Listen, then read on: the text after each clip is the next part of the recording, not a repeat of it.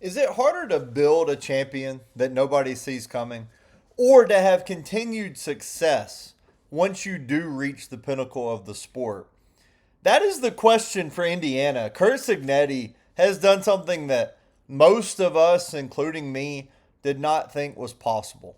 Nobody thought 3 years ago that Indiana was ever going to be a real threat in our lifetimes, or at least in the foreseeable future, to win a college football national championship, to absolutely beat down Alabama, to beat Ohio State, to go beat Miami at their place. Nobody thought that Indiana would be in those games, let alone able to prove without a doubt that they were the best team in the country as the first 16-0 team in the history of college football. But now a new challenge, right? To prove that, listen, no, it's not a fluke. Okay, listen, that's not even the word choice. They've been in the playoff the last 2 years. They've been great. But to prove that it's not just a quick moment in time, that Indiana is going to be a prolonged contender. And I think most of us believe that they will be with Cignetti at the helm, that this is the kind of team that can go back to back in college football. Such a rarity in sports. That's what we're going to talk about today. You are listening to the You Think You Know Sports podcast. This is a new podcast. I have 10,000 followers on TikTok. And it's still what I say is a young TikTok. It's a little bit over a year old. We do college football, college basketball, and the NFL. I'm available anywhere you want content at this point on social media. All of those accounts other than TikTok are new at this point. This is June 1st, 2026. And you also can get content and analysis, a lot more analysis on my website, youthinkyouKnowsports.com, spelled just like my social media username, which is with a U, not with Y-O-U, youthinkyouKnowsports.com.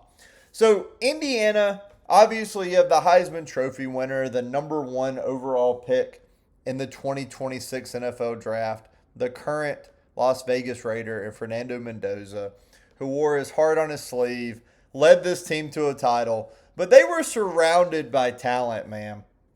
It was not just Mendoza. For the casual fan who didn't watch Indiana throughout the college football regular season last year, they turned on Indiana in the playoff. And I saw it during my lives every day on TikTok that I do. People all of a sudden realizing this was not the team that they thought it was. This was a team built with really good players around a great quarterback and a fantastic head coach who had pulled in the right transfers to get it all done. They were third in the country in points per game, just under 40. They averaged over 430 yards per game, number 21. They converted 55.5% of their third downs, number one in the nation. They ran the ball in 61% of their plays, okay? Why do I bring that up? Think about that. You have the Heisman Trophy winner at quarterback, and you run the ball on 61% of your plays, 15th most in the country. They threw the ball only 122nd most in the entire country with the Heisman Trophy winner. Again, it's one of my favorite stats from 2025. We talked about it on TikTok.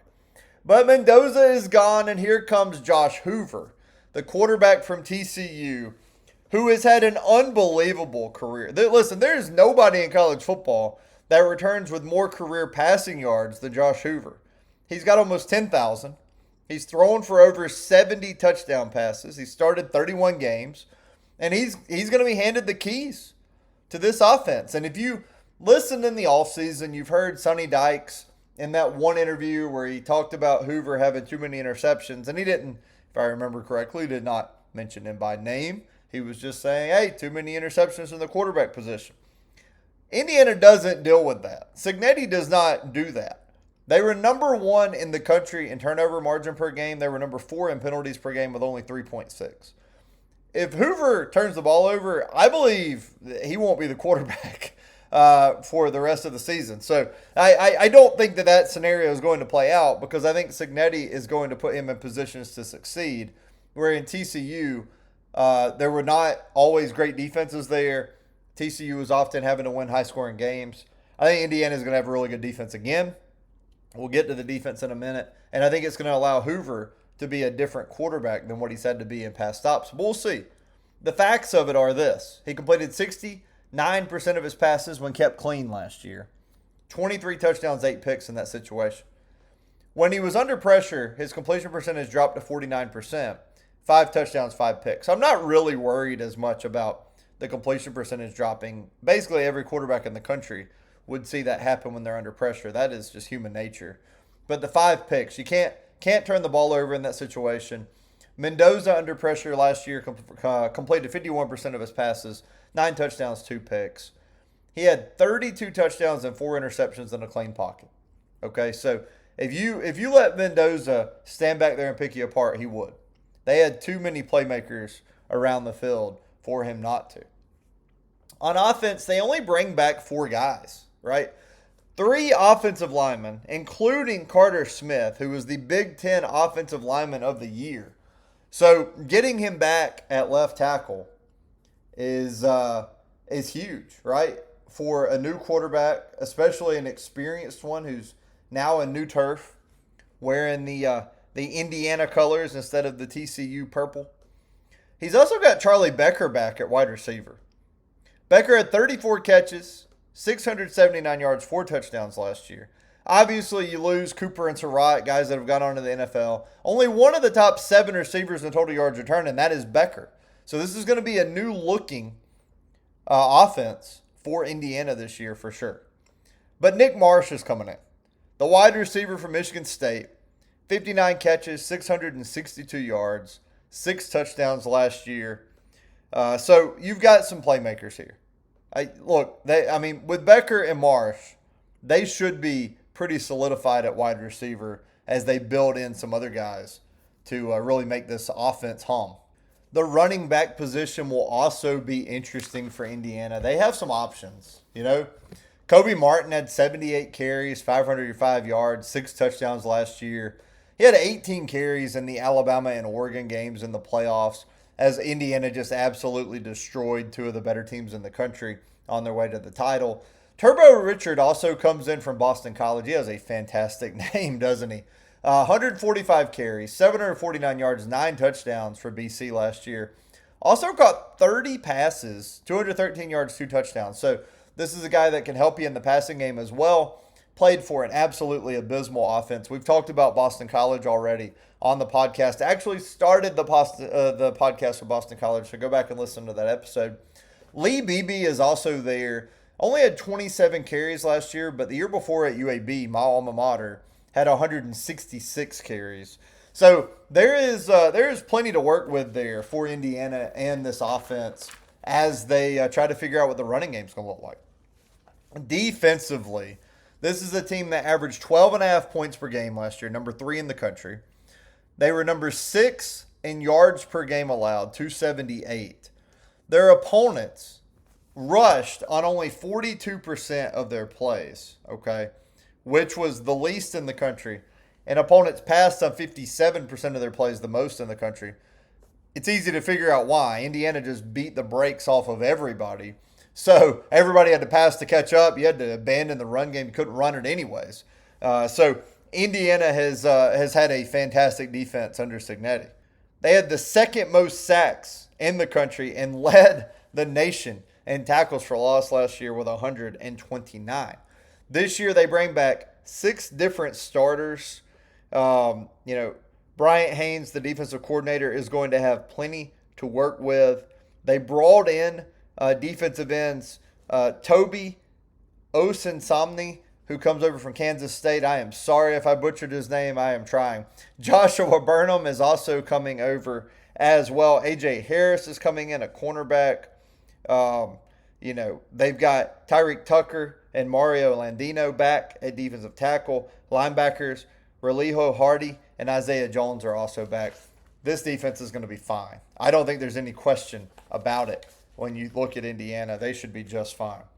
Schedule-wise, coming off a 16-0 season, nobody's going to be overlooking this Hoosier team. 27-2 the last 2 years. By the way, with 27-2, they won 28 games total from 2018 to 2023. 28 total. They won 27 the last 2 years. Insane, man. This is the schedule. First 4 are at home.